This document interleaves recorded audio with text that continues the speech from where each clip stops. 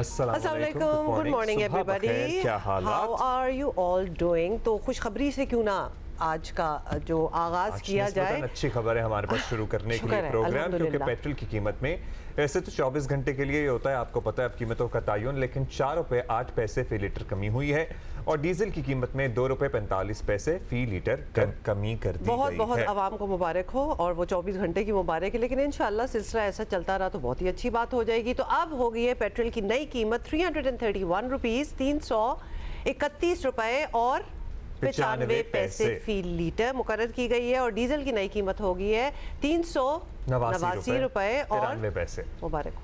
ठीक है, बस ये बताना, ठीक है, आगे चलते हैं।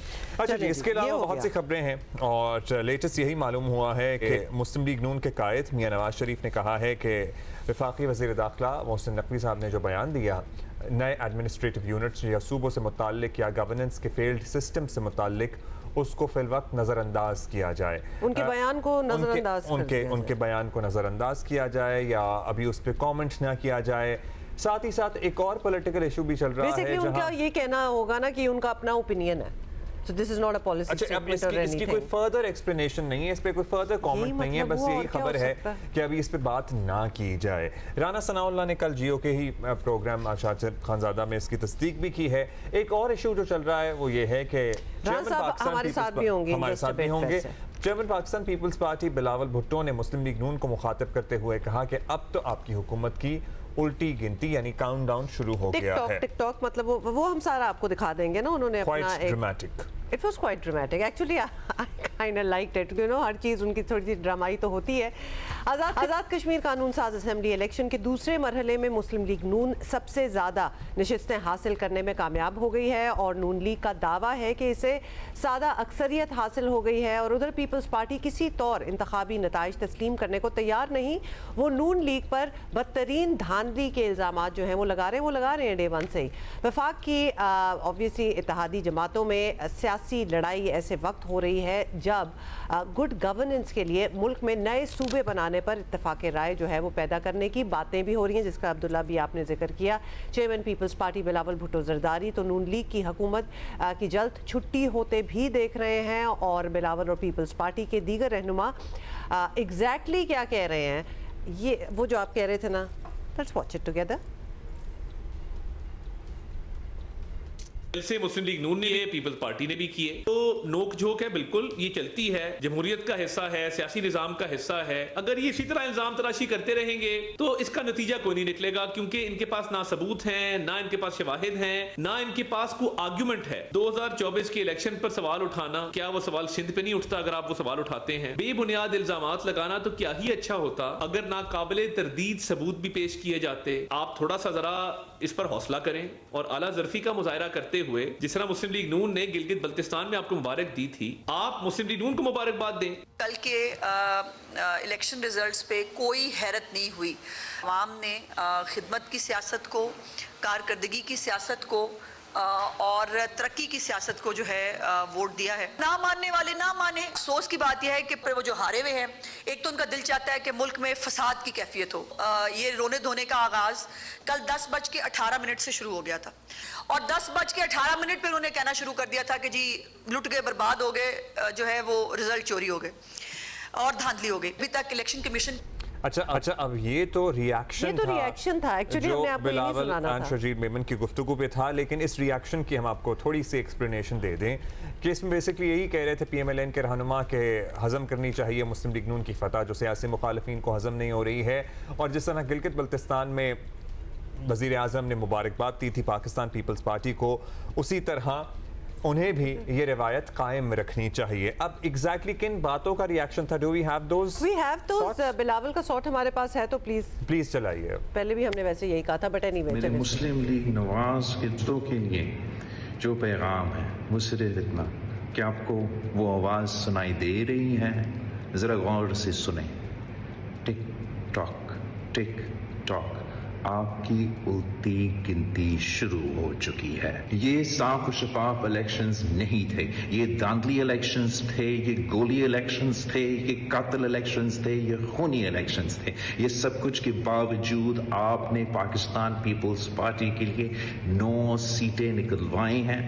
जो आपके चोरी हुए सीटें हैं मीरपुर के, मुजफ्फराबाद के, वो इंशाल्लाह ताला मैं आपको दिलवाऊंगा। फेडरल मिनिस्टर्स साहिबान ने जो प्रेस कॉन्फ्रेंस की, राना सनाउल्लाह साहब ने, अमीर मुकाम साहब ने, एक इंसान जब कोई गलती करता है तो थोड़ा गिल्टी फील कर रहा होता है, जब कोई गलत तरीके से आप कोई चीज हासिल करते हो तो आपको थोड़ा गिल्ट होता है। वो पशेमानी गिल्ट नहीं था, वो तकब्बुर और गुरूर था जो कि ज्यादा अरसा चलने वाला नहीं है। हम इनको आसानी से इस तरीके से मैंडेट पे डाका डालने नहीं देंगे। हम नहीं समझते कि मतलब के हर बार कोई आके, पहले मैंने कहा कि वफाकी हुकूमत पे डाका डाल दिया, पंजाब हुकूमत पे डाका डाल दिया, अब वो कश्मीरियों के हक में जो है उनके वोट पे डाका डालने की, अगर वो समझते हैं कि हर बार उनको हर चीज खत्म हो जाएगी, इस बार खत्म नहीं हो सकेगी। अच्छा, अभी एक इंतखाबी मरहला बाकी है। राना सनाउल्लाह हमारे साथ होंगे, उनसे पूछेंगे। वैसे उनका कल तक ये मौक़िफ़ था कि ये अपने सियासी कारकुनों को, अपने वोटर्स को ज़रा उनका लहू गरमाने के लिए इसी तरह बयान देते रहेंगे और जैसे ही तीसरा मरहला मुकम्मल हो गया मामला सेटल डाउन हो जाएगा। मगर ये सर्टनली नज़र आ रहा है कि मुस्लिम लीग नून हुकूमत बनाने की पोजीशन में कश्मीर में आ गई है। कल सादा अक्सरियत का दावा भी किया मुस्लिम लीग नून ने, लेकिन पीपल्स पार्टी का लहजा भी बता रहा है कि नून लीग को आने वाले वक्तों में मुजफ्फराबाद से ज़्यादा बड़े चैलेंजेस इस्लामाबाद में पेश आ सकते हैं, एज इन उसकी रिपरकशन इस्लामाबाद में हो सकती है। बिल्कुल, और नए इंतज़ामी यूनिट्स या सूबों के मामले पर सलाह मशवरा जो है उसके इम्कानात अगर कोई थे भी तो कम ही हो गए होंगे, और फिलहाल तो ऐसा कुछ होता दूर दूर तक दिखाई नहीं देता। सो लेट्स आगे क्या होता है। राना साहब ने हमें ज्वाइन किया है, सेनेटर राना सनाउल्लाह खान और मुशीर बराए वज़ीर आज़म बराए सियासी अमूर हैं। राना साहब गुड मॉर्निंग, क्या हाल है आपका? अच्छा राना साहब, आज़ाद कश्मीर इंतखाबात के 2 मरहलों के बाद ही मुस्लिम लीग जो है वो ऑब्वियसली कॉन्फिडेंट है कि आपकी हुकूमत बन गई, लेकिन पीपल्स पार्टी ने जिस तरह के एतराज़ात और ख़ास तौर पे जिस अंदाज में उठाए हैं, एक तरह से ये इंतखाबी अमल मुतनाज़े तो हो चुका है बाय व्हाट दे सेड, तो इसके नतीजे में बनने वाली हुकूमत कैसे एक पायदार हुकूमत कहलाई जाएगी? और ये जरा आर्गुमेंट भी यही है कि अगर इस तरह हुकूमत बनाएंगे तो लोगों की जो ऑलरेडी ग्रीवेंसेस हैं, हाँ, उनका कॉन्फिडेंस कैसे दूर होंगी? अल्हम्दुलिल्लाह पाकिस्तान मुस्लिम लीग नून ने न सिर्फ महाजरीन की सीटों में जो है वो वाज़े कामयाबी हासिल की है और 10 सीटों पे कामयाब हुई है। वहाँ पे जो 20 सीटें जो टेरिटोरियल जुरिस्डिक्शन है आज़ाद कश्मीर की, उसमें भी जो है वो 20 में से 13 सीटों के ऊपर जो है वो मुस्लिम लीग नून ने जो है वो कामयाबी जो है वो हासिल की है। तो इस तरह से टोटल जो है वो 23 सीटों के ऊपर मुस्लिम लीग नून जो है वो कामयाबी हासिल कर चुकी है, जो कि टोटल जो 45 सीट्स हैं पूरे आज़ाद कश्मीर के इस इलेक्शन में, तो उनमें से जो है वो सादा अक्सरियत जो है वो बनती है। तो मीनिंग देयर बाई कि पाकिस्तान मुस्लिम लीग नून जो है वो सादा अक्सरियत इन 2 मरहलों में हासिल कर चुकी है और वो तनहा जो है वो अब गवर्नमेंट फॉर्म करेगी। अगले मरहले में जहाँ पे कोई तकरीबन 13 सीटों के ऊपर 2 पर जो है वो कल जो इलेक्शन दूसरे मरहले में मुलतवी हुआ था, और बाकी 11 सीटों के ऊपर जो है वो 10 अगस्त को जो है वो इलेक्शन होने जा रहा है, और उसमें भी हमें उम्मीद है कि हम उन 13 में से भी जो है वो कोई 7 का नंबर हम हासिल कर लेंगे। तो इस तरह से 45 सीट्स में से 30 के नंबर के साथ पाकिस्तान मुस्लिम लीग नून जो है वो एक अपनी जो है वो गवर्नमेंट जो है वो बनाएगी, और ये गवर्नमेंट जो कि अवामी मैंडेट से हासिल होगा, इसे फ्रेश मैंडेट हासिल होगा और एक फ्री फेयर और एक्सेप्टेबल क्रेडिबल इलेक्शन के नतीजे में जो है वो सारी दुनिया जो है जो ने देखा है कि दोनों मरहले जो हैं उनमें मासवाई इसके कि पीपल्स पार्टी ने पहले मरहले की शिकस्त को जो है वो फेस ना करते हुए प्रोपेगेंडा करते हुए दूसरे मरहले में जाने की कोशिश की है, और अब दूसरे मरहले से तीसरे में जाएगी और तीसरे मरहले के बाद जो है वो इस रिज़ल्ट को तस्लीम करेगी, मानेगी कि ये आवाम का फ़ैसला है, और इस आवाम के फ़ैसले को एक्सेप्ट करते हुए यकीनन उन्हें जो है वो अपोजिशन में जो है वो बैठेगा। अच्छा राना साहब, अभी तो बयानात और इल्ज़ामात की एक जंग सी है, लेकिन पीपल्स पार्टी और मुस्लिम लीग नून की हिस्ट्री रही है कि मामलात जितनी जल्दी गर्म होते हैं उतनी जल्दी ठंडे भी हो जाते हैं। तो क्या कश्मीर में भी हम यही देखेंगे? आपकी कल भी हमने गुफ्तगू सुनी थी कि इतनी, वैसे अभी उनकी बहुत एक्सट्रीम पोजीशन लग रही है, इसके बाद आपको लग रहा है कि मामला सेटल डाउन हो जाएगा और फिर सेटल डाउन होने के लिए या होने के बाद आप पाकिस्तान पीपल्स पार्टी को कश्मीर में हुकूमत की दावत भी दे सकते हैं क्या? जी ऐसा नहीं होगा। वहाँ पे मुस्लिम लीग नून, क्योंकि वहाँ के अवाम ने मुस्लिम लीग नून को एक वाज़ेह मैंडेट दिया है और मुस्लिम लीग नून की जो क़यादत हमारे कायद मियाँ नवाज़ शरीफ और जो तरक्की और जो है वो डेवलपमेंट का काम पिछले 2-2.5 साल में वज़ीर-ए-आज़म मियाँ शहबाज शरीफ साहब ने किया है, और ख़ास तौर पे वो पंजाब की तरक्की और मरीम नवाज़ शरीफ के इनिशिएटिव्स के ऊपर उन्होंने रिस्पॉन्ड किया। आप यकीन करें कि मैं वहाँ पे LOC तक, नकयाल एक जगह है जो कि बिल्कुल बॉर्डर के ऊपर है, वहाँ तक गया हूँ। तो वहाँ पर भी बुज़ुर्गों ने और नौजवानों ने जो है वो पंजाब की जो है वो इनिशिएटिव्स और पंजाब की तरक्की की बात की है कि हमें भी यहाँ पे ऐसा ही जो है वो ऐसी ही हुकूमत चाहिए। तो इसलिए पाकिस्तान मुस्लिम लीग नून अपनी गवर्नमेंट बनाएगी, कोई कोलिशन गवर्नमेंट नहीं बनाएगी, और पीपल्स पार्टीज़ में दूसरी जमातों को जो है वो अपोजिशन में बैठना होगा। ये फ़ैसला हम पहले भी कर चुके हैं। GB में जब मुस्लिम लीग जब पीपल्स पार्टी को अक्सरियत मिली तो हमने उन्हें मुबारकबाद दी, उन्हें गवर्नमेंट फॉर्म करने में मदद भी दी, क्योंकि वहाँ पे उनके पास सादा अक्सरियत नहीं थी और हम वहाँ पे ख़ुद अपोजिशन में बैठे हैं। यहाँ पर भी हमें उम्मीद है कि 10 तारीख को जब ये मरहला गुजर जाएगा तो फिर बिलावल भुट्टो ज़रदारी साहब को हकीकत मालूम है, उन्हें पूरी तरह से मालूम है कि ये इलेक्शन फ्री हुए हैं, फेयर हुए हैं, और मीरपुर में जो है वो इलेक्शन जिस तरह से लोगों ने वोट दिया है, इसी तरह से मुजफ्फराबाद में आप मुझे बताएं कि 7 सीटों पे इलेक्शन हुआ है, 4 पे हम जीते हैं, 3 पे वो जीते हैं, और हर सीट पे इतना ज़बरदस्त कंटेस्ट हुआ है कि जो जहाँ पे हम हारे हैं वो भी 1,500, 1800, 2300 का फ़र्क है, और जहाँ पे वो हारे हैं वहाँ पे भी ऐसी ही सूरत हाल है। तो आप मुझे बताएं कि इस तरह का कंटेस्टेड इलेक्शन जो है वो ठप्पों से होता है, वो धांधली से होता है? चलें ठीक है, ये तो आपने एक्सप्लेन कर दिया। अब राना साहब उस हॉट टॉपिक की बात कर लेते हैं जो आजकल हर जगह ज़ेरे बहस है। पीपल्स पार्टी बिल्कुल क्लियर है वो नए सूबों के हक में नहीं, और आज की तारीख में मुस्लिम लीग नून भी वैसे तो नहीं है, लेकिन तासुर है कि मुस्लिम लीग नून ये मार्जिन रखती है कि इत्तेफाक राय हो जाए तो वो अपने मौक़िफ़ में लचक दिखा सकती है। तो ऐसा ही है कुछ? देखिए, मुस्लिम लीग जो है वो उसमें इसके ऊपर पार्टी का कोई ऐसा अजलास अभी तक नहीं हुआ कि जिसमें सूबों से मतलब कोई वाज़ेह मौक़िफ़ अपनाया जाए या उसके ऊपर जब बात की जाए।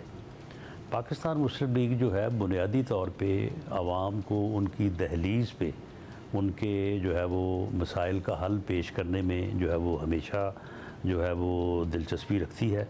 वो एक मजबूत बल्दियाती निज़ाम के ज़रिए भी हो सकता है और वो छोटे इंतज़ामी यूनिट्स के ज़रिए भी हो सकता है।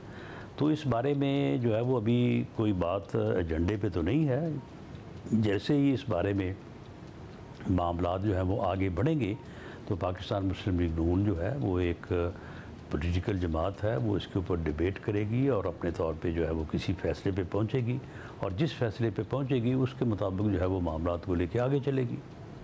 अच्छा राना साहब, अब एक और सियासी चैलेंज आपके सामने है, वो ये है कि आपकी हुकूमत के अपने लोग कहते हैं कि सिस्टम ठीक नहीं है। मतलब एक वफाकी वज़ीर की हमने बात की है, फिर दूसरा आलिम खान साहब भी वफाकी वज़ीर ही हैं, वो भी तनकीद करते हुए नज़र आए। गुड गवर्नेंस की बात हो रही है। मुस्लिम लीग नून की क़यादत ने क्या सोचा हुआ है? क्या गवर्नेंस ठीक करने के लिए कोई प्लान बनाया है, बनाया जाएगा? हम अब इस सारे शोर के बाद क्या कोई तब्दीली भी देखेंगे? कोई मेजर्स होंगे जो आप लोग लेंगे in the next couple of months? लोग जो मर्ज़ी कहते रहें, मेरी नज़र में जो है वो लोग नासमझ हैं जिन्होंने उनको समझ नहीं है जो ऐसा कहते हैं। इस निज़ाम में, इस सिस्टम में, ये पार्लिमानी जमहूरी निज़ाम है, ये 1973 का आइन है, इसमें कोई कमी नहीं है। ये एक ऐसा सिस्टम, एक ऐसा निज़ाम है जिसको हमारे बड़ों ने जो है वो इत्तफ़ाक़ राय से जो है वो तरतीब दिया, तश्कील दिया, और पिछले तकरीबन 50-60 साल से जो है ये पूरे मुल्क को संभाले हुए है। इन चारों इकाइयों को, इन फेडरेशन को जो है वो एक मज़बूत रिश्ते में जो है वो परोया हुआ है। बहुत से नामसाइद हालात आए हैं, यहाँ पे डिक्टेटरशिप भी आई हैं, यहाँ पे जो है वो मार्शल लॉ भी आए हैं, लेकिन ये आइन, ये मुक़द्दस डॉक्यूमेंट जो है वो उसने अपनी अफादियत को भी कायम रखा है, और उसने इस मुल्क को भी जो है वो, और इस फेडरेशन को भी जो है वो मरबूत तौर पे जो है वो जोड़े रखा है। मेरी नज़र में अगर इसमें कोई कमी है तो वो कमी हम में है कि हमने इसके ऊपर अमल नहीं किया। हम अगर इसके ऊपर अमल करें तो ये आज भी डिलीवर कर सकता है, ये कल भी कर सकता था, और आने वाले कल भी करेगा। और हमें इस जो है वो सिस्टम के ऊपर, इस निज़ाम के ऊपर जो है पूरी सच्चाई के साथ जो है वो अमल करना चाहिए। जब हम अमल करेंगे तो ये डिलीवर करेगा।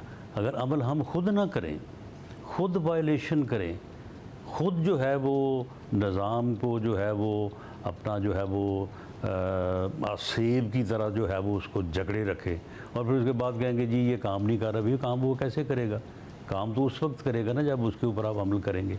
तो इसलिए एक सियासी कारकुन के तौर पे मैं समझता हूँ कि यही सिस्टम, यही आइन, यही निज़ाम जो हमारे बड़ों ने तरतीब दिया था, जो साल हा साल बाद बल्कि जो है वो निस्फ सदी तक जो है वो कामयाब है, ये आइंदा भी जो है वो कामयाब होगा। इसके ऊपर हमें सिद्क़ के दिल से, सच्चाई के साथ अमल करना चाहिए। आप बहुत होपफुल हैं। इस पर सिद्क़ के दिल से अमल होना चाहिए। अगर निज़ाम को आसेब की तरह कोई जकड़े रखेगा और फिर ये उम्मीद करेगा कि निज़ाम काम करे तो फिर नहीं हो सकता। बड़ी मानी खेज बात भी की आपने, बहुत शुक्रिया। बहुत शुक्रिया, thank you for your time. Join किया है जी वराइद साहब, गुड मॉर्निंग, क्या हाल है आपका? वराइद साहब, बातें आपसे एक दो करनी है, लेकिन पहले कश्मीर इलेक्शन की बात कर लेते हैं। और अभी से एक तरह से वाजे हो चुका है कि यहाँ मुस्लिम लीग नून हुकूमत साजी की पोजीशन में ऑब्वियसली होगी, लेकिन पीपल्स पार्टी ने ये भी किसी हद तक यकीनी बना दिया है कि इलेक्शन के नताइज जो हैं वो हमेशा कॉन्ट्रोवर्शियल, मुतनाज़े ही रहेंगे। तो इन हालात में बनने वाली हुकूमत के लिए आगे चलना कितना मुश्किल हो सकता है? मेरा ये ख्याल है कि आज़ाद कश्मीर में जो गर्मा गर्मी हुई है, इसके बाद दोनों सियासी जमातों का कोई वकार बुलंद नहीं हुआ, मजरू हुआ है, और दोनों के बारे में जो सवालात उठने शुरू हो गए, और वो जो इत्तेहाद की और इकट्ठे चलने की जो फ़ज़ा थी उसको भी नुकसान पहुँचा है। अगर तो सैनिटी ने प्रवेल किया तो डेफिनेटली ये दोबारा बैठ जाएंगे, और जिस तरह गिलगित बल्तिस्तान में मेजर पार्टनर जो है वो पीपल्स पार्टी बनी और बाकी लोग उसमें शरीक हो गए या लीडर ऑफ द अपोजिशन बन गए, इसी तरह का अरेंजमेंट मेरा ख्याल है आज़ाद कश्मीर में भी किया जा सकता है अगर सुलह हो। और अगर फेडरल गवर्नमेंट भी ना में भी लड़ाई हो गई तो फिर ज़ाहिर है एक नई सूरत हाल होगी जिसको अभी प्रेडिक्ट करना मुश्किल है। अच्छा साहब, मुजफ्फराबाद के चैलेंजेस अपनी जगह, लेकिन इन इलेक्शंस के बाद जिस तरह की बदमज़गी सामने आ रही है, मुस्लिम लीग नून और पीपल्स पार्टी के लिए इस्लामाबाद में साथ चलना एक चैलेंज आपको लगता है हो सकता है? ऐसे माहौल में मुस्लिम लीग नून नए सूबों के लिए किसी किस्म के इत्तेफाक राय की पोजीशन में होगी? पीपल्स पार्टी तो शुरू से बड़ी क्लियर है, उनको तो ये किसी सूरत काबिल कबूल नहीं है। क्या मुस्लिम लीग नून इस पे लचक दिखा सकती है? मेरा ख्याल है कि ये चूँकि इतने तजर्बात कर चुके हैं, कई दफ़ा लड़ चुके हैं, कई दफ़ा जो है इकट्ठे हो चुके हैं, चार्टर ऑफ डेमोक्रेसी कर चुके हैं, एक दूसरे को गालियाँ गलोच, एक दूसरे के ख़िलाफ़ सज़ाएँ, क्या क्या कर चुके हैं, एक दूसरे के ख़िलाफ़ सुप्रीम कोर्ट में पेश हो चुके हैं, ये सब गुज़र चुका है। तो उन तजर्बात के बाद इन्होंने सीखा यही हुआ है कि लड़ लुड़ के फिर कोई ना कोई रास्ता निकाल लेते हैं सुलह का। तो मुझे भी ये लगता है कि दोनों के लिए इस वक्त सियासी स्पेस जो है वो कम है और अदम मकबूलियत भी ज़ोरों पर है। तो इसलिए ये मेरा ख्याल है अपनी दोनों सर्वाइवल के लिए फिर कोई रास्ता निकाल लेंगे और वो सुलह का रास्ता होगा। अच्छा, आप कह रहे हैं कि ये अपने दोनों अपने सर्वाइवल के लिए कोई रास्ता निकाल लेंगे और फिर वो सुलह का रास्ता होगा, क्योंकि जाहिर है अगर दोनों लड़ेंगे तो फिर एक तीसरी कुव्वत भी है ना। और इतनी तो अब जो पाकिस्तान तहरीक इंसाफ की सूरत में एक पॉलिटिकल एंटिटी जाहिर है वो बैठी हुई है, उसका वोटर सपोर्टर अपनी जगह मौजूद है। मतलब डेफिनेटली, मतलब इतने सालों में इतनी विजडम तो आई गई होगी कि आगे एक साथ ही चलना चाहिए, and they always have ways to do that as well. Hopefully इस पर भी हो जाएगा। अबराज साहब ये बताएं कि हुकूमती हल्के बाअसर वजीर जब बैड गवर्नेंस की बात करते हैं तो हदफ वफाकी हुकूमत को ही समझा जा रहा होता है। वफाकी हुकूमत को अपनी गवर्नेंस ठीक करना हो तो where should they start from, शुरुआत कहाँ से करें, या अब गवर्नेंस ठीक करने का वक्त जो है वो भी निकल चुका है? क्या what's your opinion on that?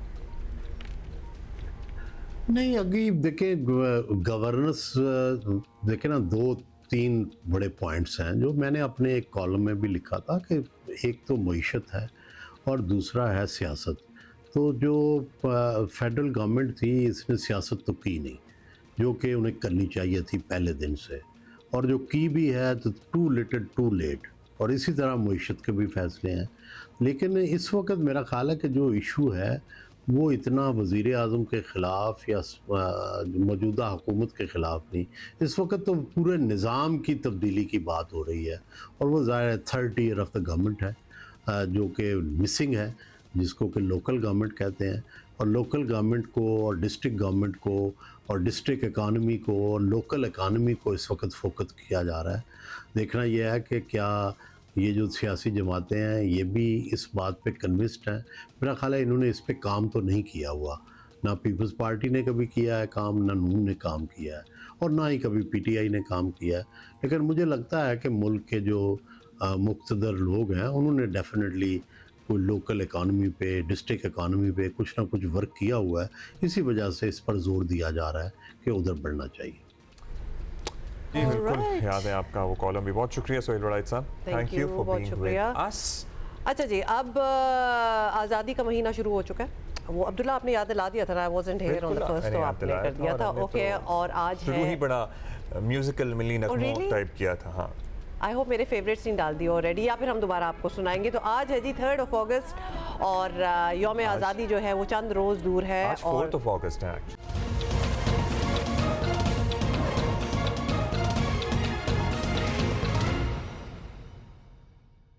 क्यों पाकिस्तान के धड़ों में इतवार को इख्तलाफात हुए और फिर रिवायती अंदाज में सामने भी आए। पहले खालिद मकबूल सिद्दीकी और मुस्तफ़ा कमाल ग्रुप में हाथापाई हुई, कुर्सियां चली, बहादुराबाद मरकज का इलाका फायरिंग से गूंज उठा। तो रवायती क्यों कहा है? हमेशा हाथापाई पे आ जाते हैं और कुर्सियां होती हैं और हवाई firing. Why did you say रवायती? Which means you are implying कि पहले भी यही करते रहे हैं। नहीं, मतलब आपको पता है एक पॉलिटिकल हिस्ट्री है ना इस शहर की।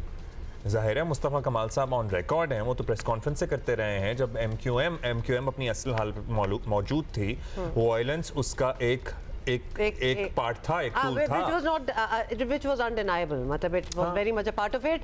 चेयरमैन MQM खालिद मकबूल सिद्दीकी ने स्केड्यूल प्रेस कॉन्फ्रेंस मंसूख करके महज वजाहती बयान जो है वो जारी किया, और उनका कहना है कि ये वाक़या कारकुनों के दरमियान गलत फहमी की वजह से पेश आया था। चलो जी, हमें जवाब भी मिल गया इधर। ज़राए के मुताबिक पुलिस ने झगड़े में मुलव्वस होने के इल्ज़ाम में कल रहमान उर्फ भोला को नॉर्थ नाज़िमाबाद से हिरासत में लिया है, और ये वही रहमान भोला है जो कुछ अरसा पहले सानिया बल्दिया फैक्ट्री केस में रिहा हुआ था। और मुस्तफ़ा कमाल का कहना है कि सब कुछ ठीक कर लेंगे। तो बेसिकली उन्होंने इसको जरा प्ले डाउन किया and he says it's going to be fine. अच्छा जी, तो ये उन्होंने कहा सब कुछ ठीक कर लेंगे। अब ये कितना ठीक होने की गुंजाइश मौजूद है? किरण खान है हमारी साथ, उनसे जरा मालूम करते हैं। किरण, आप हमें समझाइएगा। जाहिर है मुस्तफ़ा कमाल साहब हमारे शो पे भी थे और हमने उनसे भी इस रिफ्ट के बारे में सवाल किया और उन्होंने एक्नॉलेज भी किया कि ये मौजूद है, लेकिन ये मामला अब क्या रिफ्ट से जरा और बढ़ गया है? जी बिल्कुल अब्दुल्ला, देखें इनमें इख्तिलाफात तो पहले से ही मौजूद थे, और ये एक दिन का वाक़या नहीं है कि एक दिन में कोई गलतफहमी पैदा हुई हो, और ना सिर्फ ये कि हाथापाई हो गई हो, वहाँ पर फायरिंग शुरू हो गई। 2 तरफा फायरिंग हुई है, एरियल फायरिंग की गई है, इसमें कारकुनान ज़ख्मी भी हुए हैं। तो ये मामला जो है एक दिन का नहीं है, बहुत दिनों से इख्तिलाफात जो है इनके चल रहे हैं, बहुत शिकायतें हैं एक दूसरे से दोनों ग्रुप्स को। और यहाँ पर जब इंट्रा पार्टी इलेक्शंस की बात आती है, उसमें जो सारी चीज़ें हुई, जिस तरह अब अक्टूबर में कहा जा रहा है कि इंट्रा पार्टी इलेक्शंस कराए जाएंगे चेयरमैन के हवाले से, तो चेयरमैन उसके मुंतखब होंगे, ये तमाम तर चीज़ें हैं, ये इख्तिलाफात की बुनियाद बने हुए हैं। और इससे पहले भी कई बार जो है मुस्तफ़ा कमाल और उनके ग्रुप की जानिब से कहा गया है, और बहुत दफ़ा इन्होंने ऑन कैमरा ये शिकायत की है कि उनको इजलास मुनक्किद नहीं किए जाते, उनसे मशावरत नहीं की जाती किसी भी चीज़ पर, और इतवार को जो कुछ हुआ वो इससे पहले भी हमने देखा था कि बादराबाद में इससे पहले भी कारकुनान के दरमियान हाथापाई हो चुकी है, लेकिन जिस तरह उस दिन ना सिर्फ हाथापाई हुई, पथराव हुए, फायरिंग हुई, काफ़ी ज़्यादा वहाँ पर लोग मुश्तिल हो गए थे और काफ़ी देर तक जो सिचुएशन थी वो बहुत ज़्यादा टेंस थी। कारकुनान भी इसमें ज़ख्मी हुए हैं और सिर्फ एक तरफ के नहीं, दो तरफा कारकुनान ज़ख्मी हुए हैं। तो यहाँ पर उसके बाद खालिद मकबूल की जानिब से जब ये कहा गया कि वो हंगामी प्रेस कॉन्फ्रेंस करेंगे और इससे 5 मिनट पहले जो है वो प्रेस कॉन्फ्रेंस कैंसिल करके 2 जुमलों का एक बयान दे दिया जाता है, तो इससे पता चलता है कि मामला अभी जो है वो इस तरह बेहतर नहीं हुआ, लेकिन ठहराव जरूर लाया गया है। नहीं, लेकिन किरण वो प्रेस कॉन्फ्रेंस जो कि जी किरण 5 मिनट पहले प्रेस कॉन्फ्रेंस बुला के 5 मिनट पहले उसको कैंसिल कर देना, उसकी क्या वजह है? जी बिल्कुल, देखिए 5 मिनट पहले नहीं, जब ये सारा मामला हो रहा था और वहाँ पर फायरिंग हो रही थी, उसी वक्त ये बता दिया गया था कि खालिद मकबूल सिद्दीकी अब से कुछ देर बाद यहाँ पर पहुँचेंगे और बाकायदा तौर पर एक प्रेस कॉन्फ्रेंस जो है वो मुतवक्का थी, जिसके बाद ऐलान किया गया प्रेस कॉन्फ्रेंस का कि वो करेंगे। ताहम उसके बाद हमने देखा कि फारूक सत्तार थे, डॉक्टर खालिद मकबूल सिद्दीकी थे, अमीनुल हक थे, वो एक जगह बैठे हुए थे। अचानक से खालिद मकबूल जो हैं वो उठे, उन्होंने कहा कि नहीं, प्रेस कॉन्फ्रेंस नहीं होगी, अभी हमें मशावरत करनी है, और वो पार्क छोड़ के, वो जगह छोड़ के जो रहनुमाओं के साथ चले जाते हैं। अच्छा, अब जब तकसीम वाज़े है किरण, हुई है क्योंकि वो पुरज़म थे कि वो प्रेस कॉन्फ्रेंस करेंगे। अच्छा, जब तकसीम वाज़े है तो किसका पलड़ा भारी है आपको लग रहा है इस धड़े में से? देखिए अब्दुल्ला, ये तो आप फंसाने वाली कोशिश कर रहे हैं कि मैं ये बताऊं पलड़ा किसका भारी है, लेकिन नहीं, आप कंफर्टेबल रहें अगर इफ यू ये अगर it's up to you, but लग रहा है कि पता है आपको। जी, दो तरफ देखिए 2 ग्रुप्स हैं।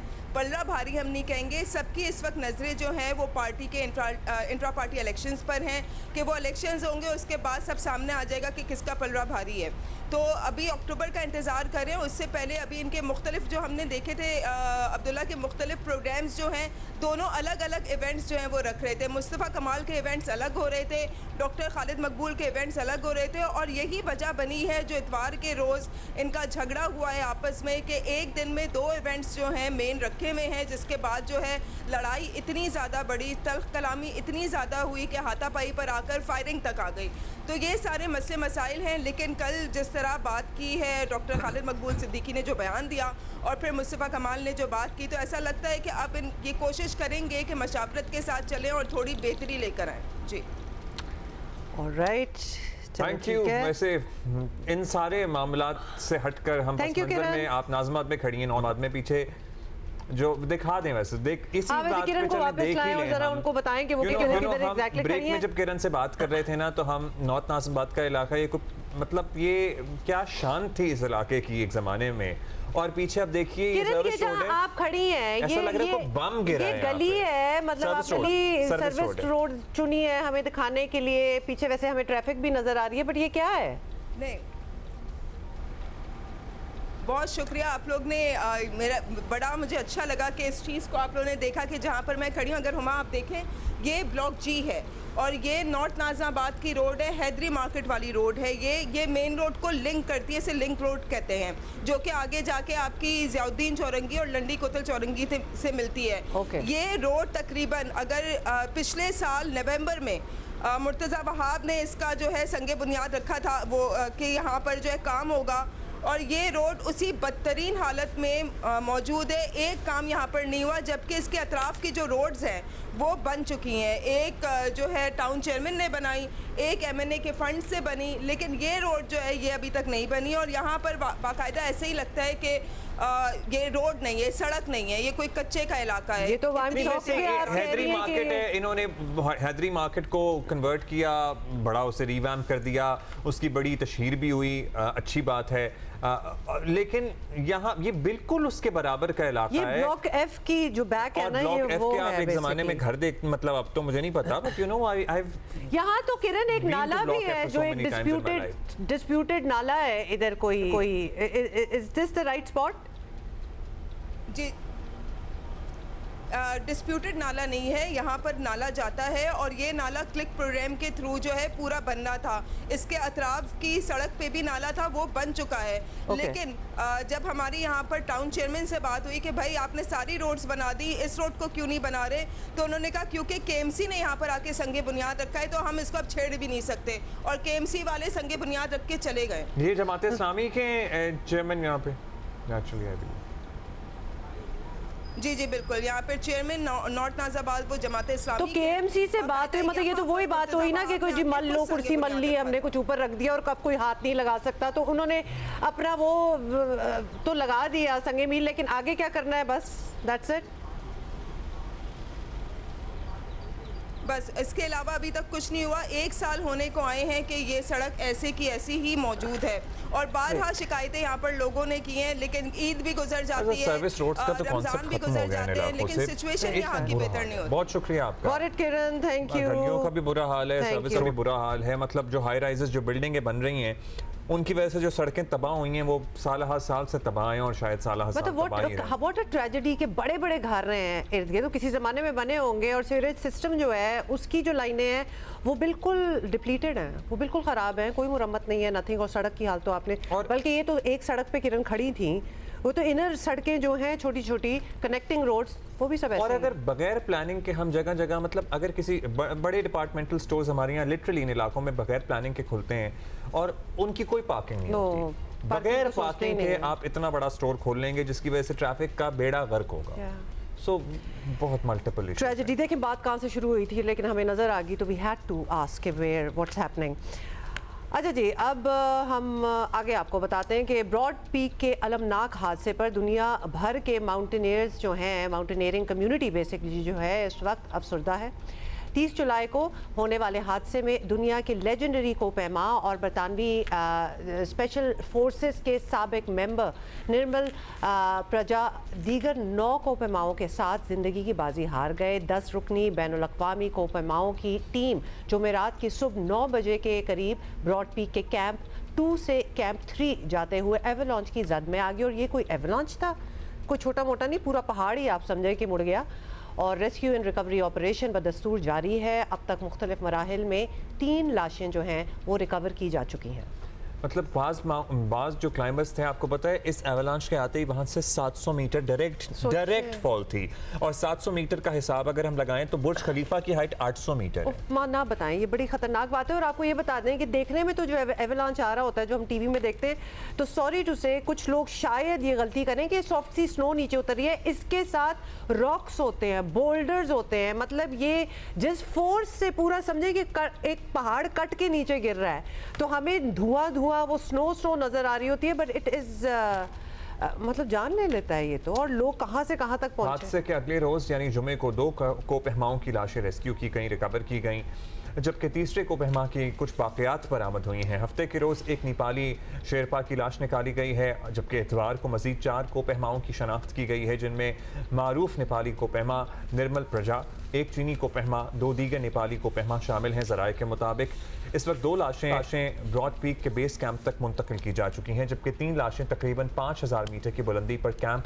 1 में मौजूद हैं। मतलब उन्हें नीचे लाने का मरहला भी अभी चल रहा है। एक और लाश 6000 मीटर से ज़ायद बुलंदी पर मौजूद है। क्या आप सोचिए कि नीचे उनको लाने का, उनकी बॉडीज को रिकवर करने का मरहला कितना खतरनाक है, जहाँ ऑलरेडी इतना बड़ा एवलांच आ चुका है। Let's talk about it. Major general retired Irfan Arshad Khan हमारे साथ हैं, सदर हैं Alpine Club of Pakistan.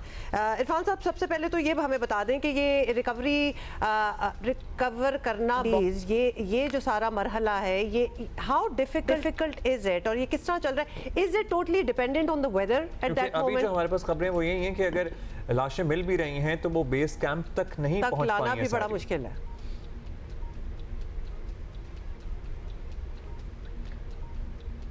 Irfan साहब, आप हमें सुन पा रहे हैं? जी, वालेकुम सलाम। Thank you very much for giving me this opportunity. This is one of the biggest tragedy we ever had on the Broad Peak. By far. और जो हमारे लोग काम कर रहे हैं इस वक्त इस हाइट्स के ऊपर, this is extremely difficult, most avalanche prone area है, और यहाँ पे हर वक्त avalanches आ रही हैं।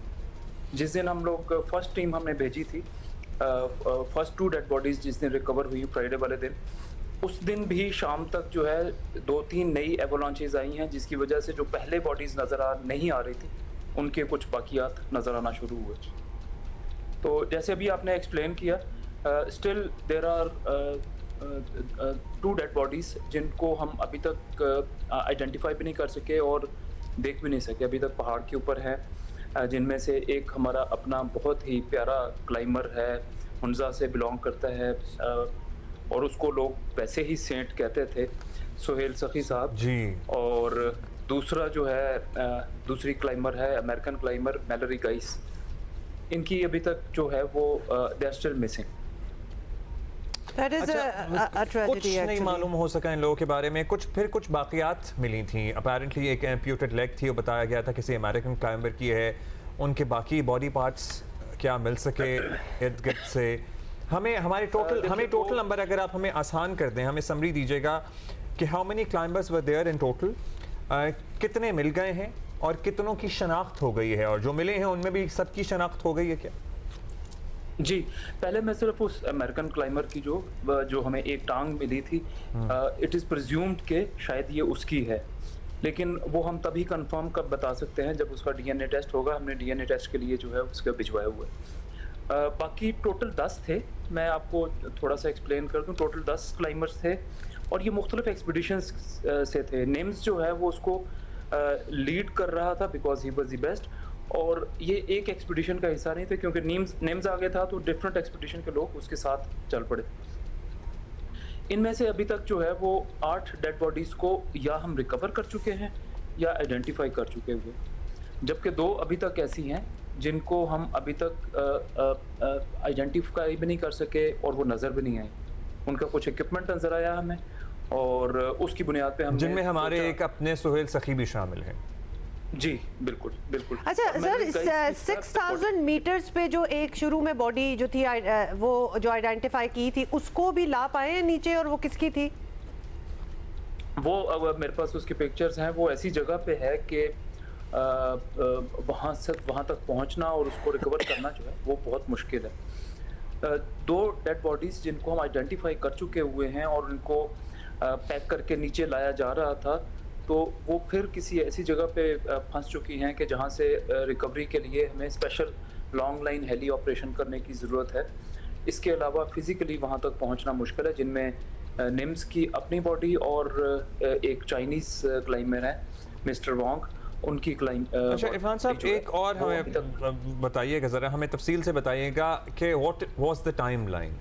सुबह अगर ये वाक़या हुआ तो बेस कैंप तक खबर कैसे आई? क्या बिल्कुल कम्युनिकेशन नहीं होती? क्या कोई क्लू मिलता है? दीगर जो क्लाइंबर्स होते हैं उन्हें मालूम होता है? क्योंकि ये प्रोपेगेंडा भी हुआ हमारे कुछ दुश्मनों जो हमारे खैर खा नहीं हैं उनकी तरफ से कि the rescue operation was delayed. हमें एग्जैक्टली बताइएगा कि कितने बजे पता लगा और उसके बाद कब रेस्क्यू ऑपरेशन शुरू हुआ?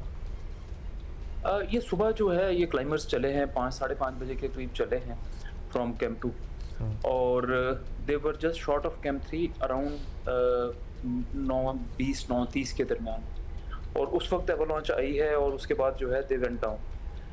प्रॉब्लम ये है कि जब ये नीचे चले गए, वहाँ पे नीचे जो लोग बैठे हुए होते हैं उनके पास हर वक्त सामने से एवलांचेस गिर रही हैं पहाड़ को। इस वक्त गर्मियों के मौसम में बहुत ज़्यादा एवलांचेस हो जाती हैं और एक क्लाइमेट चेंज का भी इफेक्ट है, वो बहुत ज़्यादा है।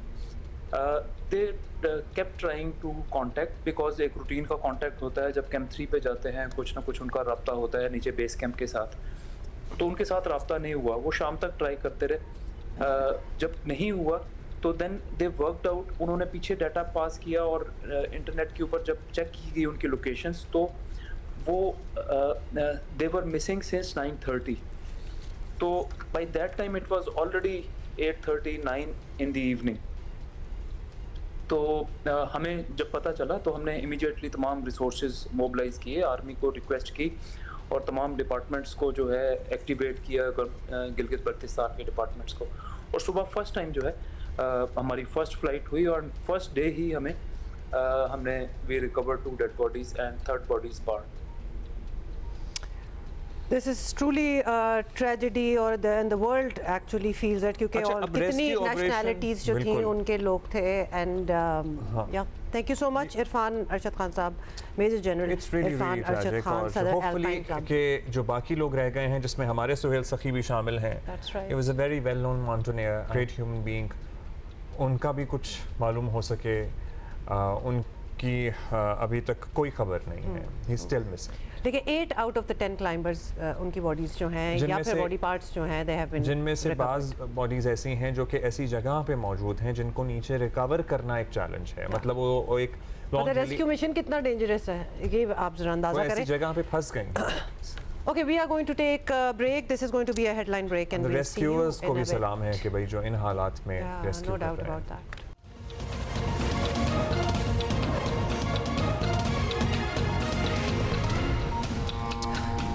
वेलकम बैक जी, गुड मॉर्निंग वंस अगेन. एक खबर जिस पे हम भी काफ़ी दिन से फॉलो अप कर रहे हैं, कराची के नौजवान ताजिर मीर रजा अली का कत्ल पुलिस के लिए अभी तक मौमा बना हुआ है. बहुत सारे क्लूज वैसे मिल गए हैं, बहुत सारे क्लूज मिल गए हैं, बस उन्हें सुलझाना, you know, connect the dots, putting them in order is yet to be remain in yet to be seen. ताजिर सिविल सोसाइटी कातिलों की जल्द गिरफ्तारी का मुतालबा कर रहे हैं मगर मुल्जिमान हाथ नहीं आ रहे हैं. अभी तक पता ही नहीं लग रहा ना. तो इब्तदाई मेडिकल रिपोर्ट के मुताबिक आपको बता दें कि मीर रज़ा को गोली सीने पर लगी और अब तक असला और गोली का हॉल जो है वो नहीं मिला. मीर रज़ा की लाश जहां से मिली वहां मशकूक मोटरसाइकिल सवार अफराद की मौजूदगी का पता चला है, जो वहां सिर्फ 20 सेकंड तक रुके और चले गए. इब्तदाई तफ्तीश के मुताबिक मीर रज़ा मुख्तलिफ लोगों का कर्जा जो है वो कर्जदार थे और पुलिस ने 12 अफराद शामिल तफ्तीश और 15 के बयानात जो हैं वो रिकॉर्ड कर लिए हैं. और मीर रज़ा के मोबाइल फ़ोन की फॉरेंसिक रिपोर्ट में भी अभी 1-2 दिन लगेंगे. पुलिस अपने मुंह से चाहे कुछ ना कहे, लेकिन देखा यही गया है कि कराची में सेफ सिटी प्रोजेक्ट ना होने से पुलिस को कातलों तक पहुंचने के लिए इधर उधर ऑब्वियसली शहर में लगे कैमरों की मदद से सबूत हासिल होगा. और वो कैमरास भी mostly, I mean obviously safe city वाले भी हैं, लेकिन मोस्टली वो होते हैं जो कि लोगों ने खुद लगाए होते हैं. अगर पुलिस को जदीद कैमरा और दीगर जदीद तफ्तीशी आलात दस्तयाब होते तो शायद ये केस जल्दी. अच्छा, ये अब ये क्या बात करना, ये हम हर बात पे यही बात करते हैं. काशिफ मुश्ताक हमारे साथ मौजूद हैं. काशिफ, जो क्लूज मिले हैं आप उन्हें सम अप कर दीजिए. और ज़ाहिर तशद्दुद भी हुआ लाश पे, क्योंकि शुरू में इस पे तरह तरह की बात की गई कि कैसे कत्ल हुआ भी कि नहीं हुआ, लेकिन तशद्दुद हुआ है, ज़दोकोब किया गया कत्ल से पहले. जो असलहा था, जो गोली थी, वो गोली का खौल जाए वक़ुआ से कुछ नहीं मिल सकता. नहीं, और फिर ये चीज़ें कंपाउंड करती हैं ना इशू को कि कत्ल हुआ भी कि नहीं हुआ, क्योंकि सोशल मीडिया कैसे डीएक्टिवेट करके गए, पैसे सारे ट्रांसफर करके गए. What was he thinking? ये सब कुछ क्यों हो रहा था प्रीएम्प्टिवली? देखिए, सबसे पहले शुरू यहाँ से करते हैं कि मीर रजा को जो गोली लगी, क्या वो फ्रंट साइड से लगी या फिर बैक साइड से लगी, ये बहुत ज्यादा इंपॉर्टेंट है. जो इनिशियल मेडिकल रिपोर्ट आई उसमें उसका एग्जैक्ट पॉइंट और एंट्री पॉइंट नहीं लिखा गया. अगर तो ये गोली फ्रंट साइड से लगी तो इसका मतलब है कि ये हो सकता है कि इब्तिदाई तौर पर खुदकुशी की तरफ ये मामला जाए. लेकिन अगर ये गोली बैक साइड से लगी तो इसका मतलब है किसी ने इसको हिट किया, कत्ल किया और उसके बाद जो है वो वहां फेंक कर फरार हो गया. अब ये दोनों चीजें अलग अलग पॉइंट है और इस पे पुलिस तफ्तीश कर रही है. और पुलिस को इस हवाले से अब तक कोई चीज सामने नहीं आई है. पुलिस की जानिब से कहा जा रहा है कि मेडिकल रिपोर्ट भी हो सकता है कि दोबारा करवाई जाए और उसके एनालिसिस दोबारा हो, ताकि उससे ये चीज कंफर्म हो कि गोली पीछे से लगी या फिर आगे से लगी. एक तो पॉइंट ये हो गया. फिर उसके बाद ये तमाम तर चीजें मीर रजा ने क्यों की, कैसे वो अपना वॉलेट, स्मार्ट वॉच, दीगर चीजें घर पर छोड़कर गया. जो 40,000 रुपए उसके पास थे उसमें से 39,000 वो घर छोड़कर गया और सिर्फ 1,000 रुपए ऑनलाइन टैक्सी ड्राइवर को देने के लिए साथ लेकर गया. ये क्यों जरूरी था? फिर अकेले उस रास्ते पे जब ड्रॉप हुआ वो तो पैदल क्यों चल रहा था? बड़ी सुनसान जगह है. इन तमाम तर चीजों से पुलिस को ऐसे लगता था कि ये शायद इब्तिदाई तौर पर खुदकुशी है.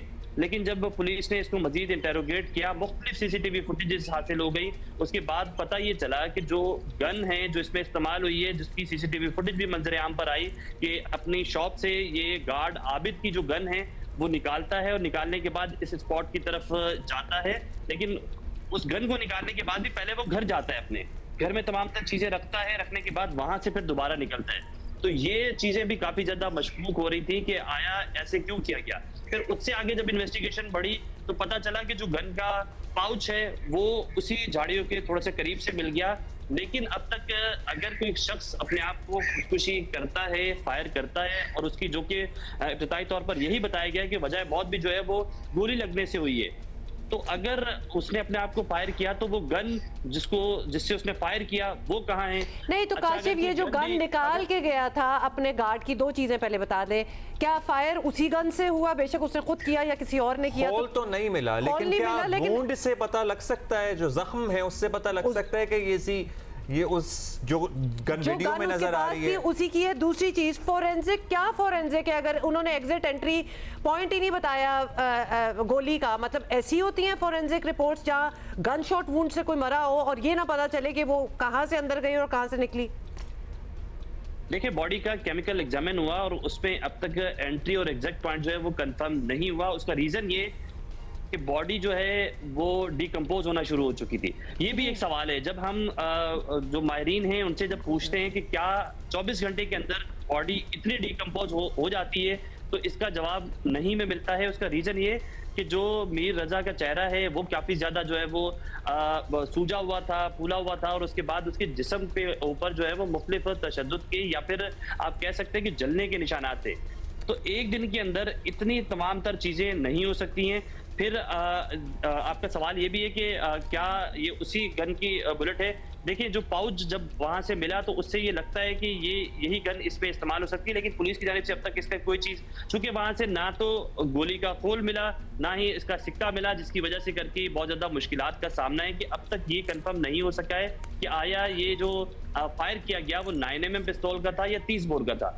लेकिन पुलिस की जानिब से जो भी इन्वेस्टिगेशन की जा रही है, जब मेरी अब से कुछ देर कबल भी इनके वालिद से बात हुई हुसैन रजा से, उनकी जानिब से बिल्कुल इत्मीनान का इजहार नहीं किया जा रहा है। उनकी जानिब से कहा जा रहा है कि मुख्तलिफ एंगल से पुलिस चेक तो कर रही है, लेकिन हमें क्लियरली बताया जाए कि आया इन्वेस्टिगेशन कहाँ तक पहुंची है। अगर ये तो बता दीजिए कि पोस्ट केमिकल एग्जामिनेशन हुआ, पोस्टमार्टम हुआ, क्या तशद्दुद जो तस्वीरें हैं उसमें अब वो डीकम्पोजिशन की वजह से हो रहा है या फिर तशद्दुद साबित हुआ है? क्योंकि आप कह रहे हैं ना फेस जो था वो बहुत सूजा हुआ था। सुबह 4 बजे के बाद ये सारी एक्टिविटी हो रही है, उसके बाद कितना टाइम लगा इनकी बॉडी को वहां से डिस्कवर करने में, जिस दौरान ये कोई टाइमलाइन तो सेट की जा सके कि अगर इन पे तशद्दुद हुआ तो कितनी देर होता रहा, कहाँ होता रहा, और कितना डीकम्पोज 2 दिन में मिल गए थे, मतलब कितनी डीकम्पोजिशन होती है?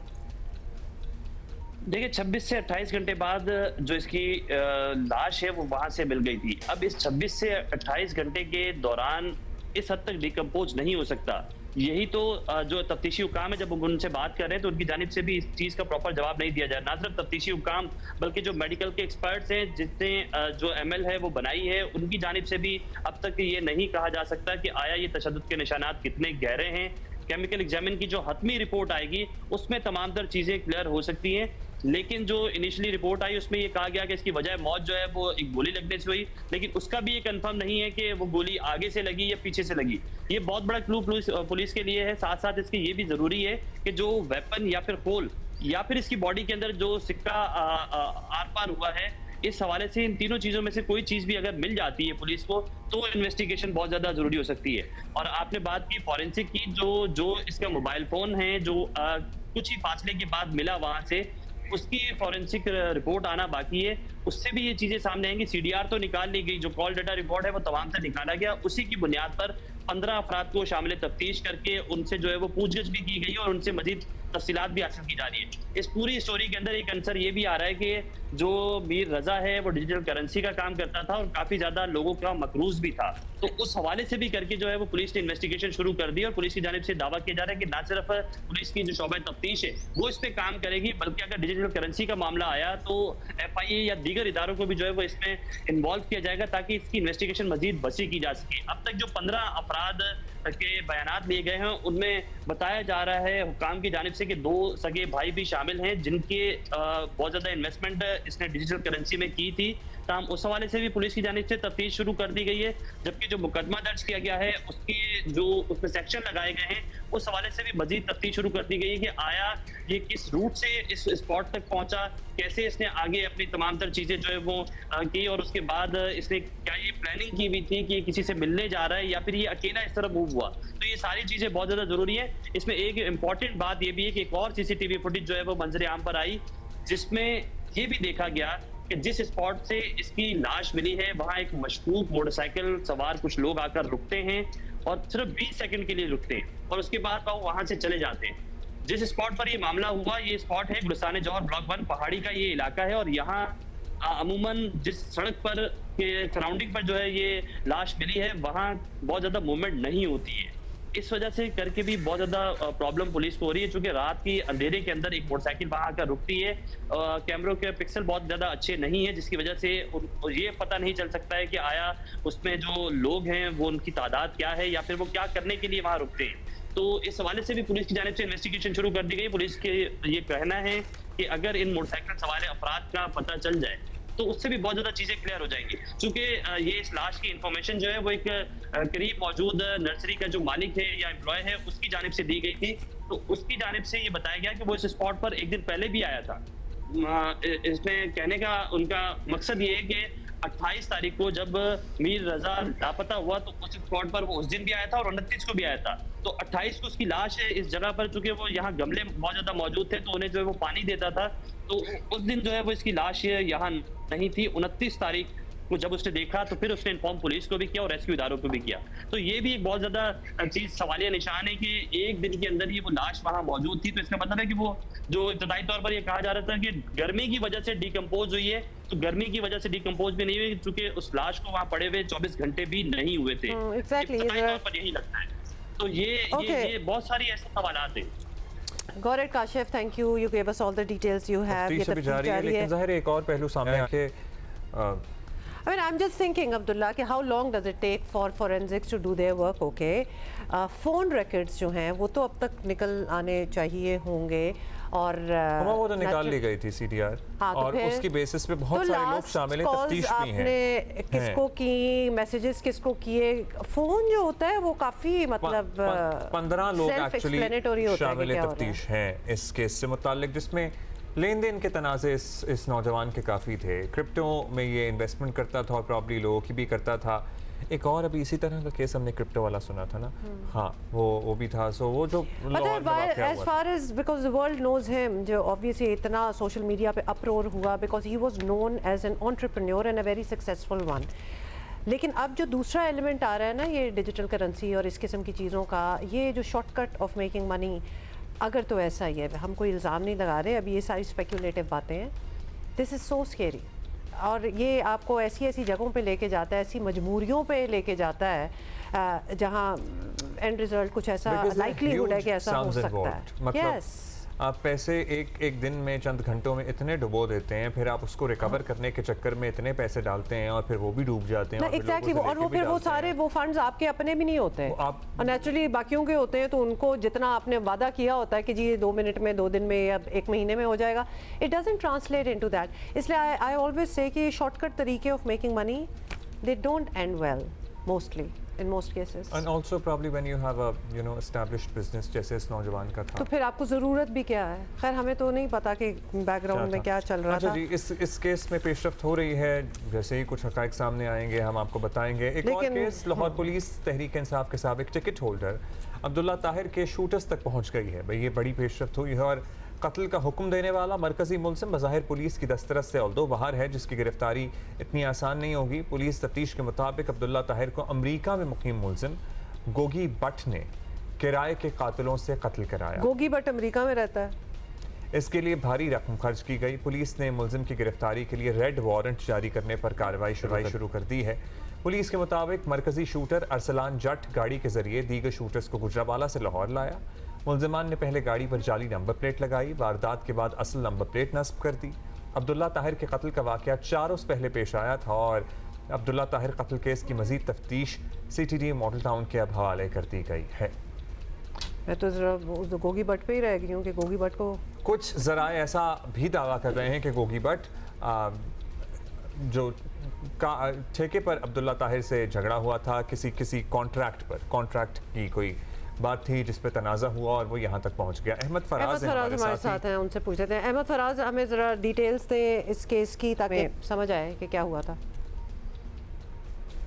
देखें, ये बुध का वाकया है और ये जो मकतूल है अब्दुल्ला ताहिर, ये उकाड़ा के रहने वाले थे और वहीं से ये पीटीआई की टिकट से ये उम्मीदवार थे और वहीं पे उन्होंने इलेक्शन लड़ा था। तो ये लाहौर किसी काम के सिलसिले में आए थे गुलबर्ग में, गालिब मार्केट के इलाके में, और जब ये किसी क्लिनिक में गए हैं तो 2 मोटरसाइकिल सवार, जिनको हम शूटर भी कहते हैं, देखिए अभी तक जो है ना शूटर माफिया वो अभी भी इस पंजाब में, सिंध में कहीं ना कहीं मुकामात पर है, क्योंकि वो जल्दी कातिल होते हैं तो वो पैसे लेकर उन्होंने कत्ल करने होते हैं। तो ये अभी भी घूम रहे हैं, अभी भी फिर रहे हैं और बड़ी आज़ादाना तौर पर ये अपने वारदातें कर रहे हैं। तो ये शूटर्स ने ही ये कार्रवाई की है। दोनों ने हेलमेट पहने हुए थे और बड़े आसानी के साथ उन्होंने इनको टारगेट किया और कत्ल करने के बाद फरार हो गए। देखिए उसके बाद पुलिस ने बहुत जिसे कहते हैं मेहनत की, तफ्तीश की।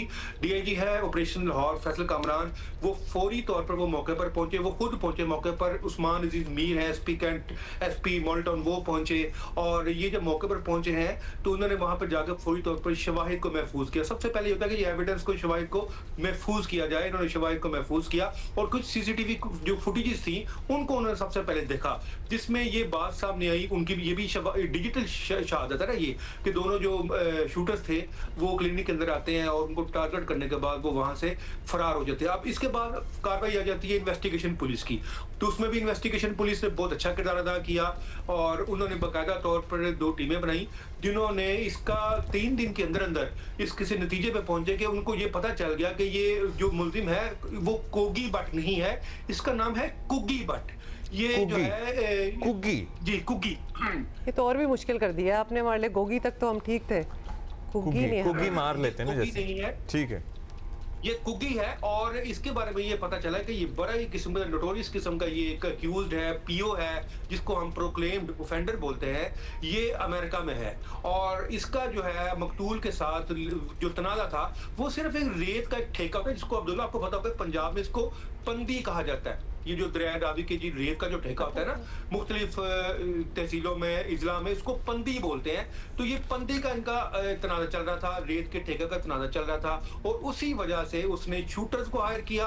ना सिर्फ शूटर्स को हायर किया बल्कि शूटर्स को ये जो थे, ये एक गाड़ी उन्होंने सबसे पहले हायर की जो गुजरांवाला से ली। गुजरांवाला से ये 6 लोग यहाँ पे आए और 6 लोग जो सहूलतकार थे उनको तो इन्वेस्टिगेशन पुलिस ने अब तक बड़ा जबरदस्त काम किया, उनको गिरफ्तार कर लिया। लेकिन जो शूटर्स है वो भी गिरफ्तार नहीं हो सके। जो मेन अक्यूज्ड है कुगी बट, वो अभी गिरफ्तार नहीं हो सका, क्योंकि जिस केस में शूटर हो, अननोन मर्डर हो, तो उसमें सीसीडी को इन्वॉल्व किया जाता है। अच्छा वैसे अहमद फराज, चलें कुगी बट तो अमेरिका में, ये शूटर तो क्यों नहीं पकड़ेगा? और पुलिस ने अगर इतना आला काम किया तो जब शूटर को ही नहीं पकड़ा तो क्या किया? देखिए उन्होंने सबसे पहले इसका तो पता चलाया ना कि ये आया, इसके पीछे हाथ कौन थे, मरवाया किसने था। ठीक है, तो बड़ी अच्छी बात है, केस रिजॉल्व कर लिया, लेकिन अब गिरफ्तारी पे क्या पेशरफ्त है?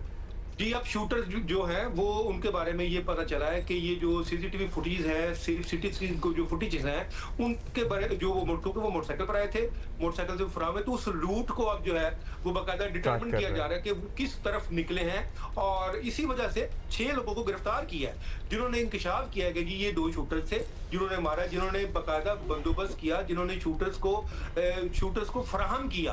तो ये बड़ी कामयाबी है, शूटर्स को पता चल गया। पुलिस ने सिर्फ क्योंकि वो मफरूर है, जाहिर एक बड़ा मर्डर केस है, तो जाहिर वो पकड़े तो जाएंगे ही, अल्टीमेटली पकड़े जाते हैं। सीसीडी अब इसकी तफ्तीश इसलिए कर रही है कि सीसीडी की थोड़ी प्रोफेशनल तफ्तीश करते हैं वो, सीसीडी को ये तफ्तीश दे दी गई है। सीसीडी ने ही कुगी बट के अब जो है वो एक रेड वारंट निकलवाएगी और सबसे पहले उसको जो है इश्तिहारी करवाया जाएगा। इश्तिहारी करवाने के बाद उसके रेड वारंट निकलवाए जाएंगे और फिर उसको बाइट से यहाँ पे पाकिस्तान लाया जाएगा, जिस तरह माजी में भी वो काफी मुल्जमान को यहाँ पे लेके आए हैं और उनको करार वाकई फिर सजा भी दिलवाई है।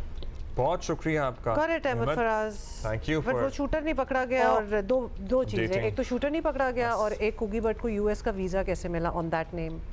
Cookie but must have been a nickname, I'm sure. So why are we using the nick? We should use the real name. Why? How does a Coogie go to US and set himself up and operates from there and gets somebody killed in Pakistan? Proclaimed offenders हैं ये लोग। क्या है? Proclaimed offenders। ये आदि मुजरिम हैं, ये established offenders हैं। हाँ जी। अच्छा आगे चलते हैं, ये तो सवाल चलते ही रहेंगे and of course ब्रेक लेते हैं, वापस आते हैं। ओके चलो, ये भी ठीक है।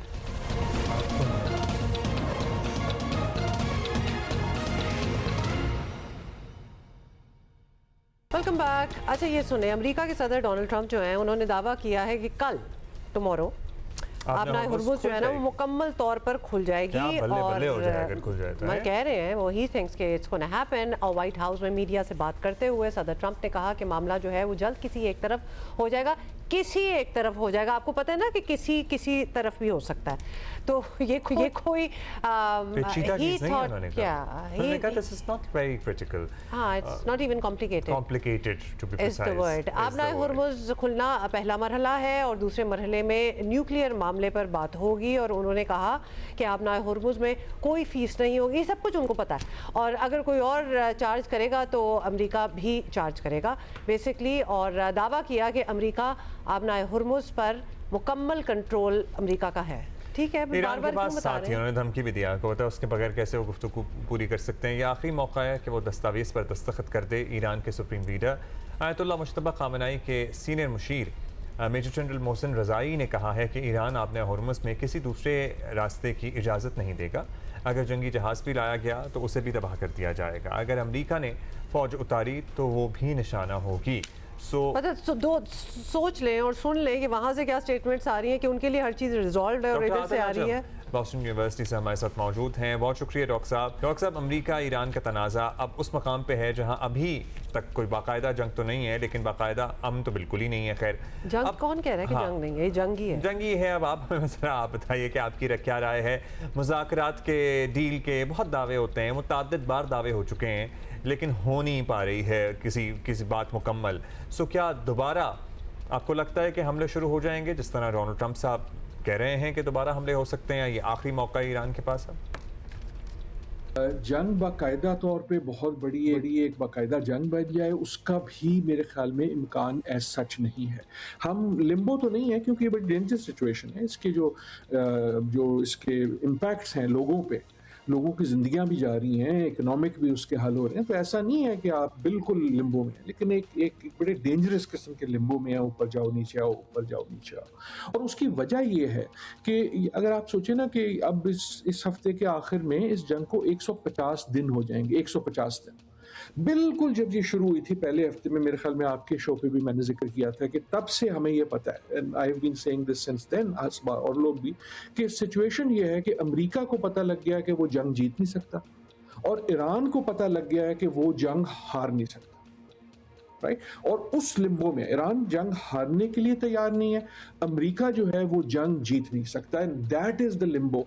और कि वो ना अमन की तरफ पहुंचते हैं पूरी तरह और ना ही वो पूरी जंग पे जाना चाहते हैं। दोनों नहीं चाहते कि बाकायदा जंग हो जाए, because that will be very very terrible for both parties in different ways. हाँ, ऑब्वियसली दोनों तो बिल्कुल नहीं चाहेंगे, कोई भी नहीं चाहेगा कि it should go over there. लेकिन सदर ट्रंप जो हैं वो इस पूरे मामले के एक सेंट्रल कैरेक्टर हैं, कलीदी किरदार हैं, और उनकी उनके ख्वाहिशात जो भी हों, लेकिन अभी वो अपने आप को विक्टोरियस करार देने की पोजीशन में बिल्कुल नहीं है। तो क्या अमेरिका के अंदर उनकी सियासत को इसका नुकसान हो रहा है, और क्या अंदरूनी सियासत ये तकाजा कर रही है कि ट्रंप जो है वो जो भी करें, मतलब कंक्लूड करें ना, इसको फैसला कौन होनी चाहिए बात? जी, जहाँ तक ताल्लुक है ट्रंप साहब का और उनकी अंदरूनी अमेरिकन सियासत का, तो वो यकीनन कॉम्प्लेक्स है। कुछ तो वो असल में कॉम्प्लेक्स है, उसके अपनी बड़ी कॉम्प्लेक्सिटीज़ हैं, चाहे वो इकोनॉमिक हो, चाहे वो दूसरे हों, उनकी अपनी मेगा बेस के हों, और कुछ वो खुद उसको कॉम्प्लेक्स बना देते हैं। और तीसरा ये है कि कुछ कॉम्प्लेक्सिटी जो है वो डालने वाले जो है वो इजराइल और नेतन्याहू की सूरत में बैठे हैं कि जब आप किसी एग्रीमेंट के करीब आते हैं तो कोई ना कोई ऐसी हरकत कर दी जाती है जो उससे आपको वापस ले ले। That is the condom. मेरे ख्याल में एक बड़ी बात क्लियर है कि कम अज कम पिछले 100 दिन, शायद उससे ज्यादा, 150 नहीं, लेकिन कम से कम 100 दिन पिछले अगर आप देखें तो बड़ा क्लियर है कि ट्रंप वांट्स आउट। ये आज की बात नहीं है, वो चाहते हैं कि यार इसको खत्म करो, उसको पीछे डालो ताकि मैं आगे चलूं, मेरे पास और बड़ा कुछ करने। और कई बार उनको ऑफ रैंप मिला भी है, लेकिन वो जब ऑफ रैंप मिलता है तो वो उसको लेते नहीं है, क्योंकि कोई और चीज आड़े आ जाती है, right? So on the one hand he wants out, on the other hand he is unable or unwilling to take the off ramp। क्योंकि एक प्रॉब्लम ये है ना कि वो ना सिर्फ ये साबित करना चाहते हैं कि मैं जीता, वो ये चाहते हैं कि ईरान क्या है कि मैं हारा। और ईरान जो है वो कहने को बिल्कुल वो तैयार नहीं है कि मैं हारा, and that is partly there. और फिर आपको इजराइल की तरफ से और नेतन्याहू की तरफ से ये सारी चीज़ें जो हैं वो साथ मिल जाती है। That is the conundrum. Internal उनकी सियासत में जो सबसे मेरे ख्याल में मुश्किल दिन आया था वो था ट्रंप के लिए जो मुश्किल दिन थे वो हफ्ता जो जब MOU साइन हुआ और उसके बाद सुप्रीम लीडर का जनाजा हुआ, उसके फ़ौरन बाद का जो टाइम था वो सबसे मुश्किल था उनके लिए। वो इसलिए उनके हामी थे, वो तो थे ही, लेकिन जो जंग के खिलाफ थे दे ऑल्सो स्टार्टेड सेइंग कि यार ये तुमने क्या, ये तो सरेंडर की तरह हो। तो उन पर एक प्रेशर था कि तुम वीक लग रहे हो, उसकी वजह से he had to come and demonstrate his strength, और आपने वो बमबारी हुआ। हम अब इस भंवर में फंसे हुए। All right, so doctor Adil Najam, thank you for your time. मुझे नहीं लगता कि इन लोगों को एक कंसर्न होता है कि वोटों, मतलब हम ये 4 महीने पहले से बात कर रहे हैं कि he will have to do something about it because obviously इनके इलेक्शंस जो हैं वो बिल्कुल मिड टर्म्स आ रहे हैं, बट आपको नजर आ रहा है कि जैसे किसी को ने उसे बड़ा फर्क पड़ता हो, ज़बरदस्त तरीके से एक्सप्लेन भी किया कि क्या वजूहात हैं उसकी। हमारे पास टाइम नहीं है, वरना हम आपस में भी एक तबसरा कर, हाँ, हम आपसे कल मिलते हैं इंशाल्लाह। सी यू, बाय।